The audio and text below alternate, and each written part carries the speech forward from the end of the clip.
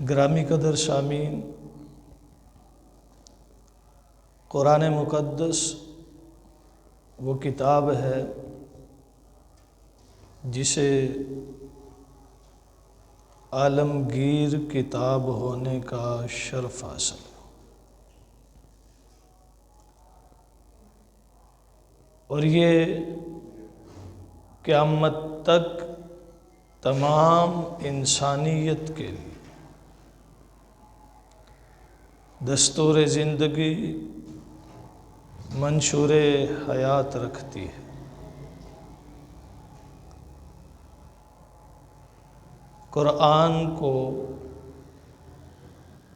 قرآن اسی لیے کہا جاتا ہے کہ یہ سب سے زیادہ پڑھی جانے والی کتاب ہے، اور یہ وہ کتاب ہے جو نبی مکرم صلی اللہ علیہ وسلم پر اللہ تعالیٰ نے کم و بیش 23 سال میں اتاری ہے، اور یہی وہ کتاب ہے کہ جس کے بغیر کوئی بھی نجات نہیں پا سکتا، جس پر عمل کیے بغیر فلاح و کامیابی ممکن نہیں۔ یہاں ایک سوال پیدا ہوتا ہے کہ صرف قرآن ہی کیوں باعث نجات؟ تورات بھی تو اللہ کی نازل کردہ کتاب ہے، زبور بھی تو اللہ کی نازل کردہ کتاب ہے، انجیل بھی تو اللہ کی نازل کردہ کتاب ہے، صحائف ابراہیم اور صحائف آدم بھی تو اللہ کے ہی بھیجے ہوئے ہیں، تو ان پر عمل کر کے نجات کیوں نہیں؟ صرف قرآن پر ہی عمل کرنا کیوں ضروری ہے؟ چونکہ بعض دانشور یہ بات کہتے نظر آتے ہیں کہ عیسائی اگر انجیل پر عمل کریں تو ان کی نجات ہے، یہودی اگر اپنی مذہبی کتاب پر عمل کریں تو ان کے لیے نجات ہے۔ حالانکہ ان کو قابل عمل تب تک تسلیم کیا گیا جب تک قرآن مقدس نہیں آیا۔ جب قرآن مقدس آ گیا تو وہ تمام کتابیں منسوخ ہو گئیں، ان کے احکامات ختم ہو گئے، ان کی شریعت ختم ہو گئی، ان کے قوانین قابل عمل نہیں رہے، وہ جو صرف ان میں بیان کیے گئے۔ وہ احکامات اور قوانین جن کو قرآن نے بیان کیا ہے اور پہلی کتابوں میں بھی ہیں، وہ قابل عمل ہیں اس لیے کہ قرآن نے بیان کیا۔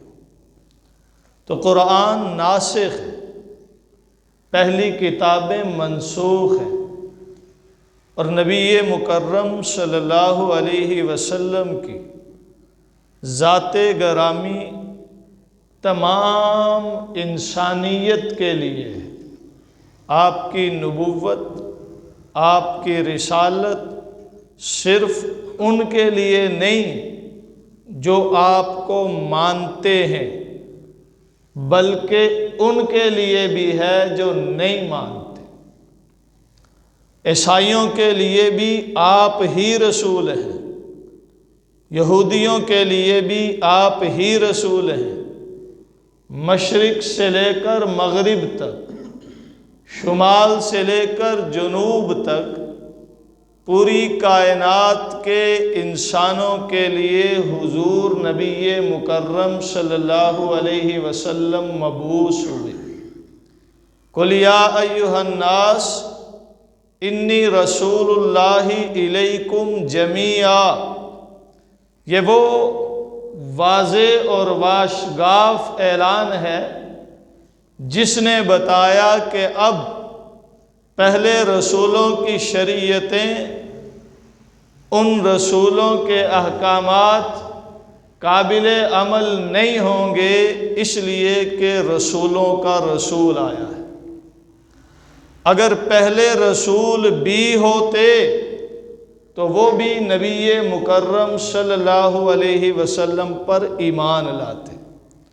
قرآن مقدس میں ہی بیان فرمایا وَإِذْ أَخَذَ اللَّهُ مِيثَاقَ النَّبِيِّينَ لَمَا آتَيْتُكُم مِّن كِتَابٍ وَحِكْمَةٍ ثُمَّ جَاءَكُمْ رَسُولٌ مُصَدِّقٌ لِّمَا مَعَكُمْ لَتُؤْمِنُنَّ بِهِ وَلَتَنصُرُنَّهُ، کہ نبیوں سے اللہ نے یہ پہلے ہی عہد و پیمان کر رکھا ہے کہ جب میرا وہ رسول جسے ختم نبوت کا تاج دے کر مبعوث کیا جائے گا آ جائے تو لَتُؤْمِنُنَّ بِهِ، تم بھی اس پر ایمان لاؤ گے، وَلَتَنْصُرُنَّهُ، اپنی شریعتوں کا پرچار نہیں کرو گے، اپنی کتابوں کی تبلیغ نہیں کرو گے، اپنے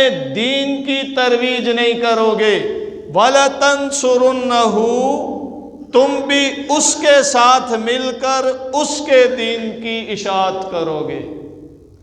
معلوم ہوا کہ قرآن ہی وہ کتاب ہے جو ساری انسانیت کے لیے باعث نجات ہے۔ اس سے ہٹ کر اگر کوئی اور کتاب کا پیروکار یہ کہے کہ اس میں میرے لیے نجات ہے، میں اس پر چل کر کامیاب ہو جاؤں گا، تو وہ غلط فہمی کا شکار ہے۔ ایک دفعہ حضرت عمر فاروق رضی اللہ تعالیٰ عنہ تورات پڑھ رہے ہیں۔ نبی مکرم صلی اللہ علیہ وسلم نے پوچھا عمر یہ کیا کر رہے؟ اللہ کے رسول تورات پڑھ رہا ہوں۔ عمر کیا قرآن کافی نہیں؟ اللہ کے رسول علم میں اضافے کے لیے پڑھ رہا ہوں۔ نبی مکرم صلی اللہ علیہ وسلم کا چہرہ انور غصے سے تمتمانے لگا۔ فرمایا عمر اگر آج موسیٰ بھی ہوتے تو میری اتباع کے بغیر چارہ نہیں تھا۔ اگر موسیٰ کلیم اللہ جیسے جلیل القدر پیغمبر بھی نبی مکرم صلی اللہ علیہ وسلم پر ایمان لانے کے پابند ہیں تو پھر ان کے نام لیوا، تو ان کے نام لیوا اور ان کے پیروکار یہ کس منہ سے کہہ سکتے ہیں کہ ہم ان کتابوں پر عمل کر کے نجات پا لیں گے؟ نہیں، ایسا ہرگز نہیں ہو سکتا۔ آواز تھوڑی سی بڑھا دو، اس طرف آواز کم جا رہی ہے۔ اس لیے عزیزان من، قرآن مقدس ہی وہ کتاب ہے جو باعث نجات ہے۔ قرآن کو چھوڑ کر کسی اور کتاب کی طرف بڑھے، دین اسلام کو چھوڑ کر کسی اور دین کی جستجو کرے تو نجات نہیں ہے۔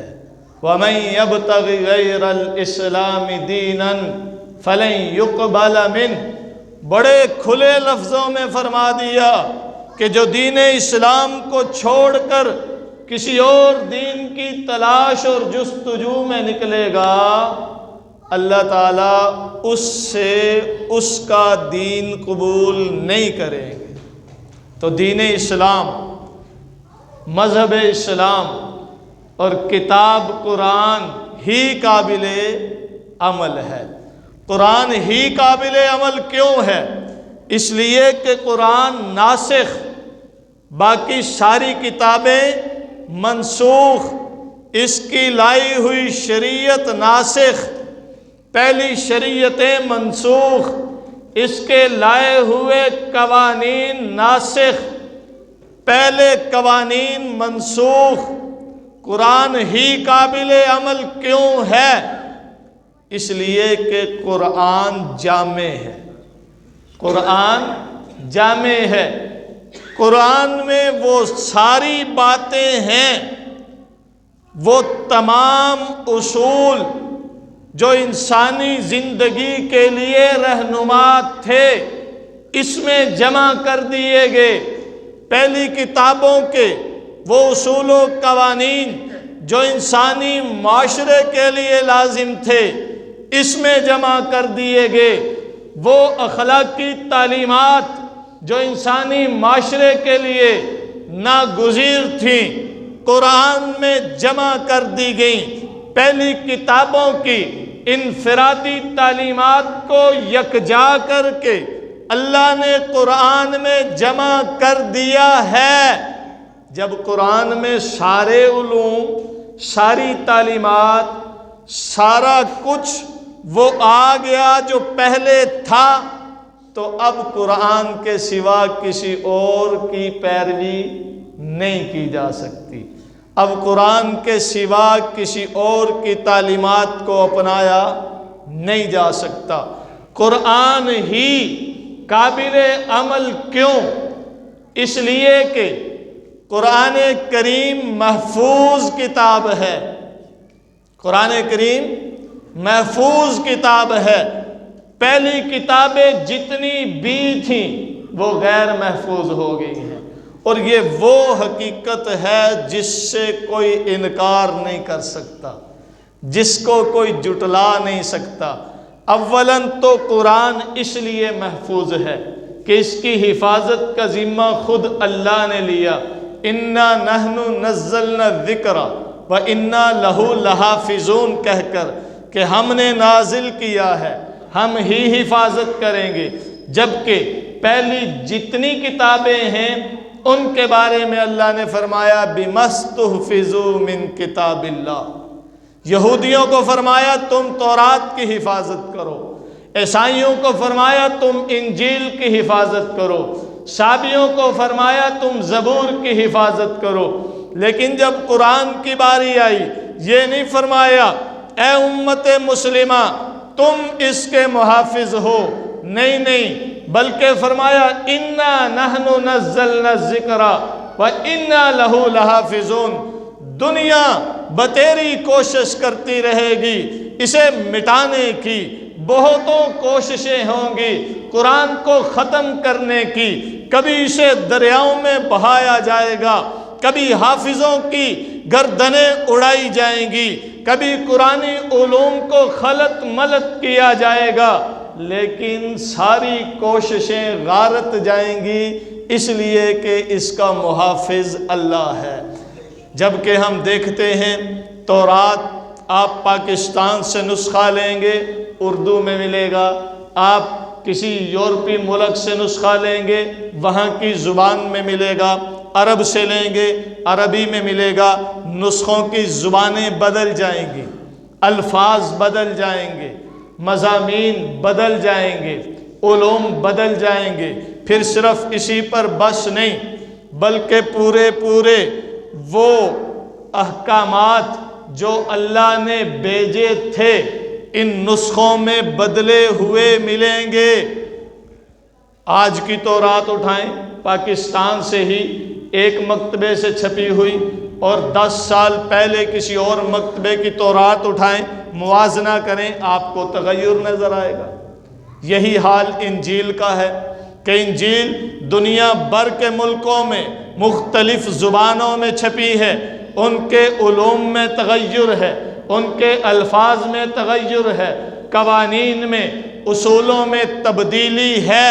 تو یہ کتابیں اپنی اصلیت کھو چکی ہیں، جبکہ قرآن پوری دنیا سے اٹھا لیں، آج کا نہیں 1400 سال پہلے کا نسخہ لے آئیں، مصر کے عجائب گھر توپ کاپی سے آپ قرآن کا وہ نسخہ اٹھائیں جو حضرت عثمان غنی رضی اللہ تعالی عنہ کے دور میں لکھا گیا تھا، اور آج کا قرآنی نسخہ اٹھائیں، موازنہ کریں، آپ کو ایک لفظ کا تغیر نظر نہیں آئے گا۔ ایک لفظ بھی بدلا ہوا نظر نہیں آئے گا۔ یہ اس بات کا کھلا ثبوت ہے کہ 1400 سال گزر جانے کے بعد بھی قرآن میں تبدیلی نہیں ہے اور قیامت تک نہیں ہوگی۔ کیوں؟ حفاظت کرنے والی اللہ کی ذات ہے۔ وسیلہ اللہ کسی بھی بنا لے، وسیلہ اللہ ان چھوٹے چھوٹے حافظوں کو بنا دے، وسیلہ اللہ قرآن کے علوم سیکھنے والوں کو بنا دے، وسیلہ اللہ قرآن پر دسترس رکھنے والوں کو بنا دے، وسیلہ اللہ مساجد والوں کو، مدارس والوں کو، خانقاہوں والوں کو بنا دے، لیکن قرآن کو بدلنے نہیں دے گا۔ جب حضور نبی مکرم صلی اللہ علیہ وسلم پر یہ قرآن اترتا تھا تو مختلف کیفیات میں اترتا تھا۔ کبھی جبرائیل امین آپ پر وحی لے کر آتے، کیفیت یہ ہوتی تھی کہ گھنٹی کی سی آواز آتی یا مکھیوں کے بن بنانے کی آواز آتی، اور یہ کیفیت حضور پر بڑی گراں گزرتی تھی۔ حضرت عائشہ فرماتی ہیں سخت جاڑے کے موسم میں، سخت سردی کے موسم میں یہ عالم ہوتا تھا کہ نبی کی پیشانی پر سے پسینے کی بوندیں ٹپکنے لگتی تھیں۔ یہ کیفیت تھی نزول وحی کی۔ کبھی جبرائیل امین اپنی اصلی صورت میں وحی لے کر آتے، کبھی جبرائیل امین حضرت دہیہ کلبی رضی اللہ تعالی عنہ کی صورت میں آتے، پیغمبر تک پیغام پہنچاتے۔ کبھی اللہ جبرائیل امین کے ذریعے نبی علیہ السلام کے دل میں القاء کر دیتے، بات کو ڈال دیا کرتے تھے۔ وحی کی مختلف صورتیں تھیں، وحی کی مختلف کیفیات ہوا کرتی تھی، اور 23 سال نبی مکرم صلی اللہ علیہ وسلم پر یہ سلسلہ چلتا رہا۔ تو قرآن 23 سال میں اترا ہے، یہ قرآن کا اعزاز ہے، اس کے شاندار ہونے کی دلیل ہے کہ باقی جتنی کتابیں ہیں وہ ایک ہی بار میں اتری، بیک بار اتری، اور قرآن ایک بار نہیں اترا بلکہ 23 سال میں اترا۔ پھر کوئی کہے گا، یہاں پھر اعتراض ہوتا ہے کہ دیکھیے جی قرآن میں ہی آتا ہے اِنَّا أَنزَلْنَاهُ فِي لَيْلَةِ الْقَدْرِ، کہ ہم نے قرآن کو لیلۃ القدر میں اتارا، تو یہاں تو پورے قرآن کے اترنے کی بات ہے جو ایک ہی رات میں اترا۔ اللہ قرآن میں فرماتا ہے شہر رمضان الذی انزل فیہ القرآن، رمضان کا مہینہ وہ مہینہ ہے جس میں قرآن اترا۔ تو اس سے تو پتہ چلتا ہے کہ قرآن ایک ہی بار اترا ہے، تم کیسے کہتے ہو 23 سال میں اترا؟ سمجھ آ رہی ہے نا میری بات؟ قرآن کریم 23 سال میں اترا ہے، اللہ کہتے ہیں میں نے رمضان میں اتارا ہے، صرف رمضان میں اترا ہے، تم کیسے کہہ سکتے ہو؟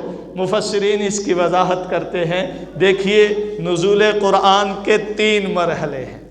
ایک یہ ہے کہ اللہ تعالیٰ نے اسے لوح محفوظ میں اپنے علم سے لوح محفوظ پر اتارا۔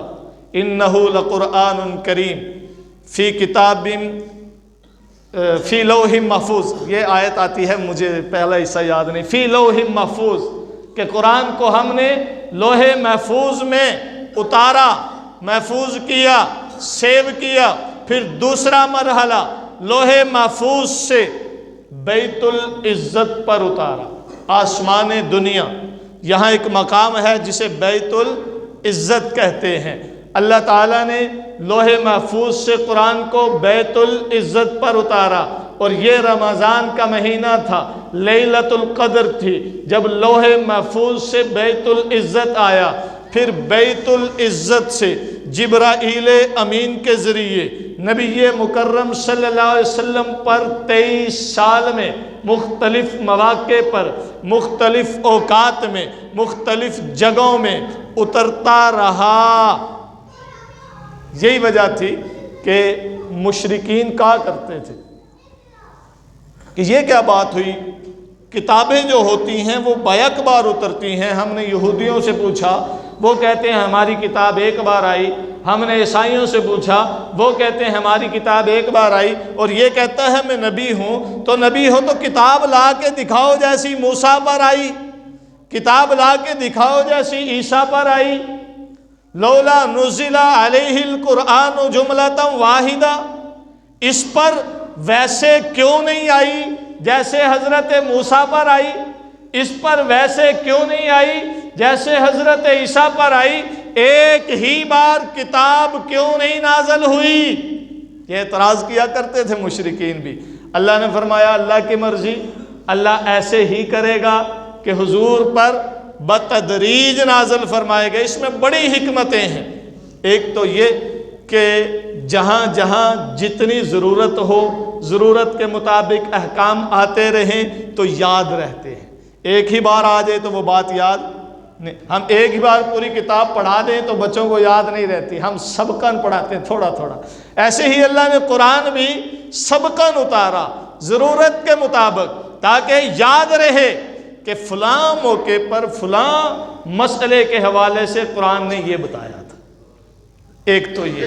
دوسرا، جب تھوڑا تھوڑا کر کے آئے گا تو اسے یاد کرنا بھی آسان ہوگا، لوگ یاد کریں گے۔ اور یہی وجہ تھی کہ نبی مکرم صلی اللہ علیہ وسلم پر جو نازل ہوتا صحابہ یاد کر لیا کرتے تھے۔ نبی مکرم صلی اللہ علیہ وسلم کے وصال پر بے شمار قرآن کے حافظ تھے۔ قرآن مکمل نازل ہو گیا، حضور جب نازل ہوتا فرماتے اس کو فلاں مقام پر رکھو، اس آیت کو فلاں آیت کے ساتھ جوڑ لو، اس آیت کو فلاں جگہ پر رکھو۔ تو یہ تربیت ساتھ ساتھ ہوتی رہی۔ اور پھر جب قرآن کا نزول مکمل ہوا تو قرآن کے بے شمار حافظ تھے، کچھ نے لکھ رکھا تھا، کچھ کو زبانی یاد تھا۔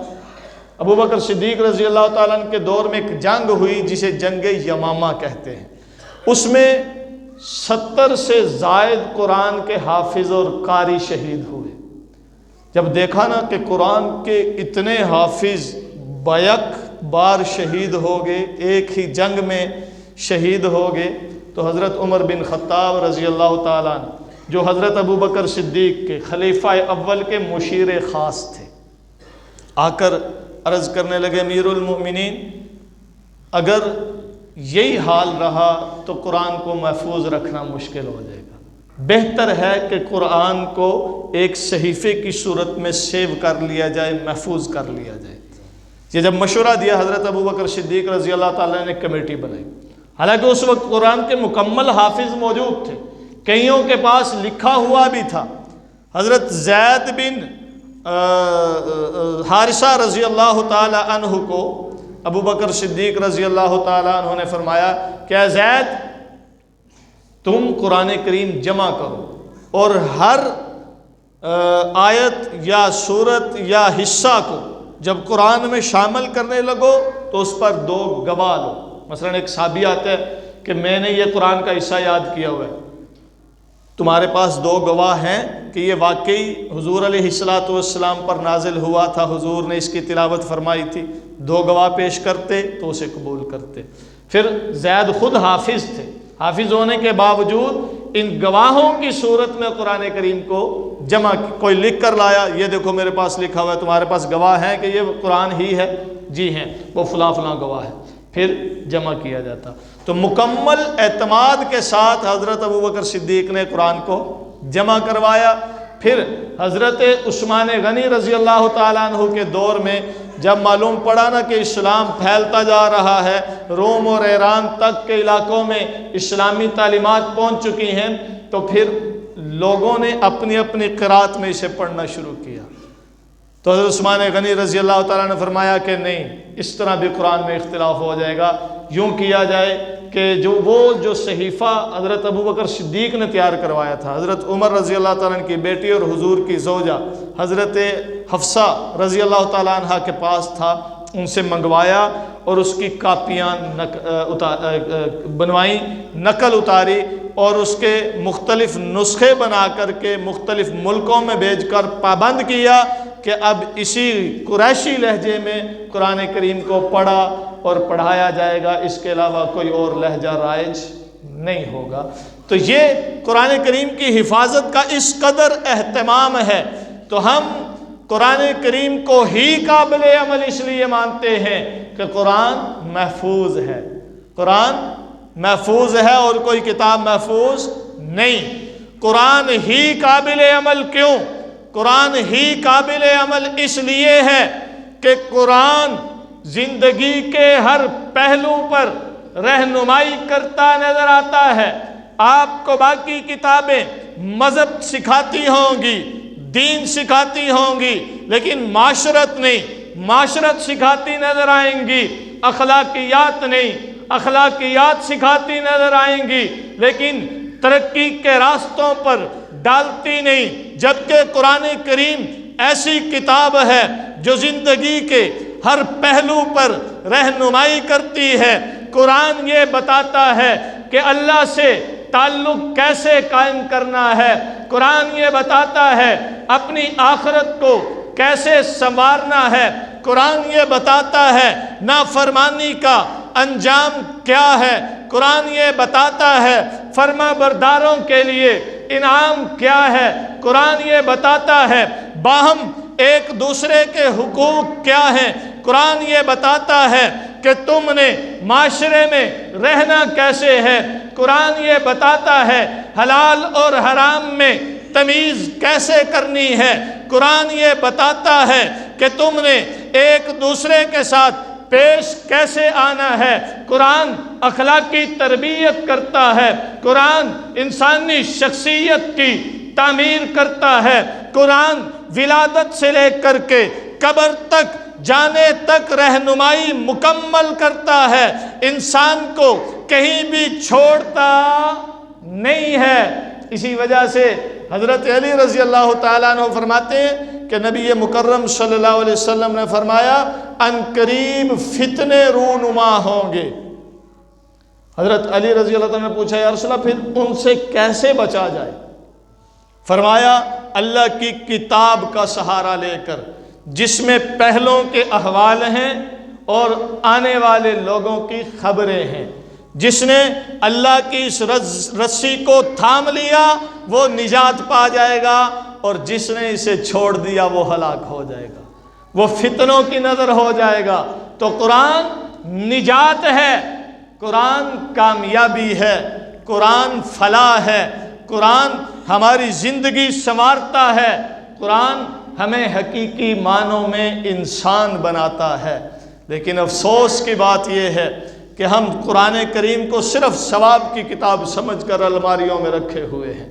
ہم قرآن کریم کو پڑھتے ہیں کہ اس سے پڑھ کر ثواب ملے گا، برکت ملے گی، اس میں کوئی شک نہیں کہ یہ باعث ثواب بھی ہے، کوئی شک نہیں باعث برکت بھی ہے، کوئی شک نہیں باعث شفا بھی ہے، لیکن اس کا جو اصلی مقصد ہے اسے فراموش نہ کیجیے۔ صرف پڑھنے کی حد تک نہیں ہے، اسے سمجھنا ہے، سمجھ کر اسے زندگیوں میں لانا ہے۔ اور یقیناً قرآن زندگی میں تبھی آئے گا جب قرآن کو سمجھا ہوگا۔ ہم اللہ کے احکامات پر مکمل طور پر تب ہی چل سکتے ہیں جب قرآن کریم کو سمجھتے ہوں گے، اور سمجھنے کے لیے ہی، سمجھانے کے لیے ہی یہ مدارس ہوا کرتے ہیں جہاں قرآنی علوم سکھائے جاتے ہیں، جہاں یہ بتایا جاتا ہے کہ تمہارا رب تم سے کیا بات کر رہا ہے، چونکہ یہ کلام الہی ہے نا، یہ اللہ کا کلام ہے جو اللہ نے بندوں سے کیا ہے، تو ہمارے رب نے ہم سے کیا بات کی ہمیں پتہ ہی کوئی نہیں۔ یہ پتہ ہونا چاہیے کہ نہیں؟ ہم خود سیکھیں جہاں تک ممکن ہو، اور اگر خود نہیں سیکھ سکتے یا آپ سمجھتے ہیں کہ عمر کے اس حصے میں جا چکے ہیں کہ سیکھنا ممکن نہیں رہا، تو کم از کم اپنی نسلوں کو قرآن کی تعلیم سے آشنا کروائیں، اپنی نسلوں کو سکھائیں، انہیں سمجھائیں کہ یہ اللہ کی باتیں ہیں جو اللہ نے ہم سے کی ہیں، ہم جانیں گے تو ہی عمل کر سکیں گے۔ ہر گھر میں کم از کم ایک بچہ یا بچی ضرور ہونا چاہیے جو دین کو سمجھتا ہو، تاکہ اپنے گھر والوں کو اللہ کے احکامات سنا سکے۔ اور بیٹیوں کے لیے آپ کے یہاں ایک جامعہ ہے، آپ کے پاس سہولت ہے قرآن کریم سمجھنے سیکھنے کی، باقی علوم بھی ہیں جو نہیں حاصل کر سکتے، کم از کم قرآن کریم کو ترجمہ اور تفسیر کے ساتھ اپنی بیٹیوں کو ضرور پڑھائیں، چونکہ ایک بیٹی ایک خاندان کو پروان چڑھاتی ہے۔ تو اگر ایک دیندار ہوگی تو پورا گھرانہ دیندار ہوگا۔ اپنی بیٹیوں کو قرآن کریم سکھائیں۔ اور آج آخری سبق جو ہے، آخری 2 صورتیں ہیں، میں ان کا صرف ترجمہ کیے دیتا ہوں، مفہوم باقی ان کے اساتذہ ان کو بتا دیں گے۔